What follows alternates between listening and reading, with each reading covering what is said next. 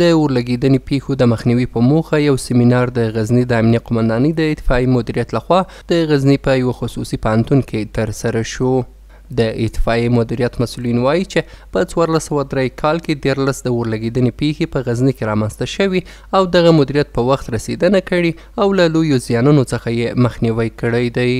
اوس الحمدلله د غزني ولایت امنیه قمندانۍ د اوروژنې یا اطفائیې مدیریت په وخت رسیدګي کړې ده او هیوادوال د غزني میشتې خلک یې له ډېرو خساراتو څخه ژغورلي دي او خساره خو انشاءالله دونه نه ده. په مجموع کې په دغو 14 آتش سوزیو کې تقریبا 70 لکه دغه شاوخوا کې هیوادوالو ته خساره رسېدلې ده او په مجموع کې 70 میلیونه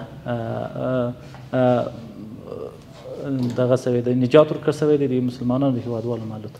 په عین حال کې د دې سیمینار ګډونوال وایي چې د اورلګیدنې د مهار کولو په برخه کې دغه سیمینار ډیر ګټور و او دوی به وکولای شي د اورلګیدنې په صورت کې اور مهار کړي.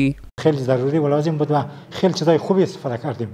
یاد گرفتیم که مثلا از کاپسول‌های آتش نشانی چه قسمی استفاده کنیم و چه موقع استفاده کنیم و از چه طریق به چه طریق از استفاده کنیم. بسیار برنامه خوب بود. ما دیگه فهمیدیم که اطفائیه چی است، کدام شعبه است، مربوط کدام ارگان میشه، فعالیت از چی است و دیگه فهمیدیم که ما به خاطر مبارزه با حوادث طبیعی کدام تدابیر را اتخاذ بکنیم، کدام تدابیر داشته باشیم تا از وقوع حریق ما جلوگیری کنیم. د یادونې وړ ده چې د اورلګیدنې د رامنځته کېدو په صورت کې د هیوادوالو لپاره د 101 وړیا شمیره فعاله شوې چې دوی کولی شي د اړتیا په صورت کې اړیکه ونیسي.